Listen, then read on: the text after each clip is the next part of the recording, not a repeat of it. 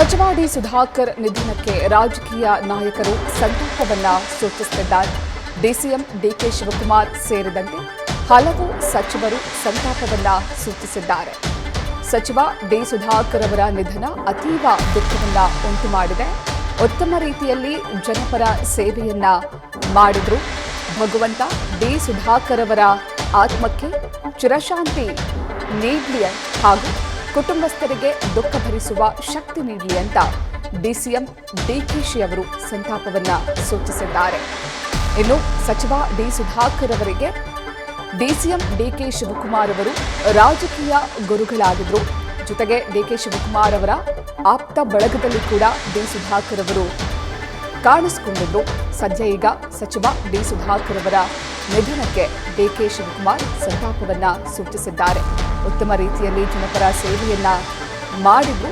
ಒಳ್ಳೆಯ ಬಹಳ ವ್ಯಕ್ತಿತ್ವವನ್ನ ಹೊಂದಿದ್ದವರು. ಅವರ ಆತ್ಮಕ್ಕೆ ಶಾಂತಿ ಸಿಗಲಿ, ಜೊತೆಗೆ ಕುಟುಂಬಸ್ಥರಿಗೆ ಈ ದುಃಖ ಭರಿಸುವಂತಹ ಶಕ್ತಿಯನ್ನ ನೀಡಲಿ ಅಂತ ಡಿಕೆಶಿ ತಮ್ಮ ಸಂತಾಪವನ್ನ ಸೂಚಿಸಿದ್ದಾರೆ.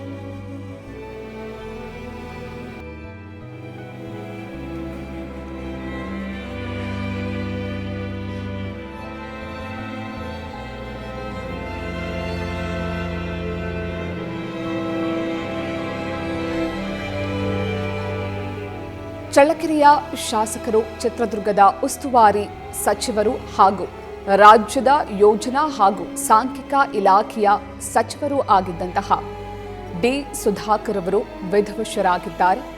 ಅನಾರೋಗ್ಯದ ಹಿನ್ನೆಲೆಯಲ್ಲಿ ಚಿಕಿತ್ಸೆ ಫಲಕಾರಿಯಾಗದೆ ಸಾವನ್ನಪ್ಪಿದ್ದಾರೆ. ಅವರ ಆಪ್ತರು ನ್ಯೂಸ್ ಫಸ್ಟ್ ಜೊತೆಗೆ ಮಾತನಾಡುವಂತಹ ಸಂದರ್ಭದಲ್ಲಿ ಹೇಳ್ತಾ ಇದ್ರು, ಅವರು ಒಂದು ರೀತಿ ಕೊಡುಗೈ ದಾನಿಗಳಾಗಿದ್ರು. ಹೃದಯ ಶ್ರೀಮಂತಿಕೆಯನ್ನ ಹೊಂದಿದ್ದವರು. ಯಾಕಂದ್ರೆ ಅವರು ವ್ಯಾಪಾರಸ್ಥ ಕುಟುಂಬದಿಂದ ಬಂದವರು. ವ್ಯಾವಹಾರಿಕವಾಗಿ ಬಹಳಷ್ಟು ಜ್ಞಾನವನ್ನ ಹೊಂದಿದ್ದವರು.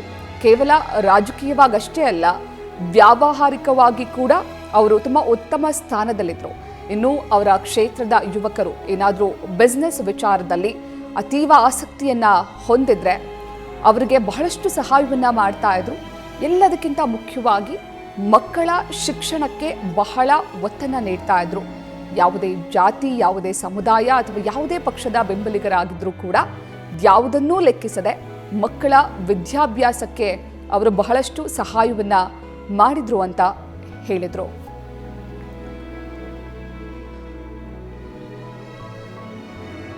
ಈ ಬಗ್ಗೆ ಹೆಚ್ಚಿನ ಮಾಹಿತಿಯನ್ನ ನೀಡ್ತಾರೆ ನಮ್ಮ ಪ್ರತಿನಿಧಿ ಹರೀಶ್. ಸಾಮಾನ್ಯವಾಗಿ ಡಿ ಸುಧಾಕರ್ ಅವರು ಹೆಚ್ಚಾಗಿ ಮಾತನಾಡಿದ್ ನಾವು ಯಾರು ಗಮನಿಸಿಲ್ಲ.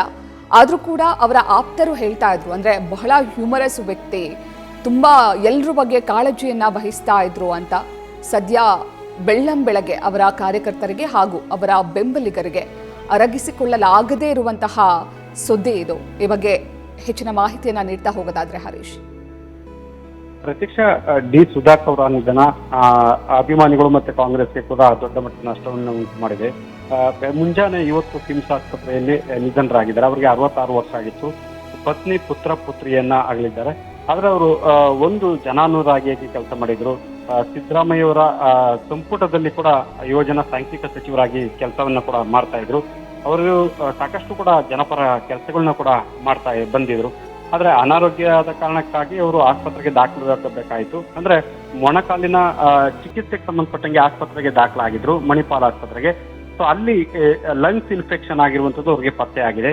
ಸೊ ತೀವ್ರ ಸ್ವರೂಪವನ್ನು ಪಡ್ಕೊಂಡು ಮತ್ತೆ ಅವರಿಗೆ ಗಂಭೀರ ಆದ ಕಾರಣಕ್ಕಾಗಿ ಅವ್ರನ್ನ ಕಿಮ್ಸ್ ಆಸ್ಪತ್ರೆಗೆ ವೈಟ್ ಫೀಲ್ಡ್ ಅಲ್ಲಿ ಇರುವಂತಹ ಆಸ್ಪತ್ರೆಗೆ ಶಿಫ್ಟ್ ಮಾಡಲಾಗಿತ್ತು. ನಂತರ ಕೂಡ ಅವರು ಚೇತರಿಸಿಕೊಳ್ಳೋದಕ್ಕೆ ಸಾಧ್ಯ ಆಗಲಿಲ್ಲ ಅನ್ನುವಂಥದ್ದು ಕೂಡ ಅವ್ರಿಗೆ ಸಾಕಷ್ಟು ದುಃಖ, ನೋವು ಕೂಡ ಅಭಿಮಾನಿಗಳಲ್ಲಿ, ಕಾರ್ಯಕರ್ತರಲ್ಲಿ ಕಾಡ್ತಾ ಇದೆ. ಸೊ ಅವರು 5 ಬಾರಿ MLA ಚುನಾವಣೆಗೆ ಸ್ಪರ್ಧೆ ಮಾಡಿದ್ದಾರೆ. 4 ಬಾರಿ ಗೆಲುವನ್ನು ಕೂಡ ಸಾಧಿಸಿದ್ದಾರೆ. ಈ ಹಿಂದೆ ಕೂಡ ಯಡಿಯೂರಪ್ಪ ಅವರಿಗೆ ಬೆಂಬಲ ಕೊಟ್ಟಿರುವಂತಹ ಹಿನ್ನೆಲೆ ಬಿಜೆಪಿಗೆ ಬೆಂಬಲ ಕೊಟ್ಟಿದ್ರು. ಆ ಒಂದು ಸಂದರ್ಭದಲ್ಲಿ ಕೂಡ ಸಚಿವರಾಗಿ ಕೆಲಸ ಮಾಡಿದ್ರು.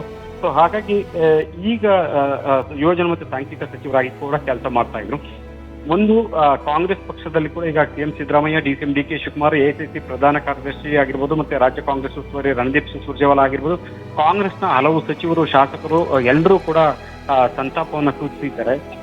ಹಾಗಾಗಿ ಇದು ಒಂದು ರೀತಿಯಲ್ಲಿ ಕಾರ್ಯಕರ್ತರಿಗೆ, ಅಭಿಮಾನಿಗಳಿಗೆ, ಸುಧಾಕರ್ ಅವರ ಅಭಿಮಾನಿಗಳಿಗೆ ದುಃಖ ಭರಿಸಲಾಗದ ಸನ್ನಿವೇಶ ಅಂತ ಹೇಳ್ಬೋದು. ಪ್ರತೀಕ್ಷಾ, ಥ್ಯಾಂಕ್ ಯು ಹರೀಶ್, ತಮ್ಮೆಲ್ಲ ಡೀಟೇಲ್ಸ್ಗಾಗಿ. ನ್ಯೂಸ್ ಫಸ್ಟ್ ನಿರ್ಭೀತಿಯಿಂದ ನಿಮ್ಮ ಪರವಾಗಿ.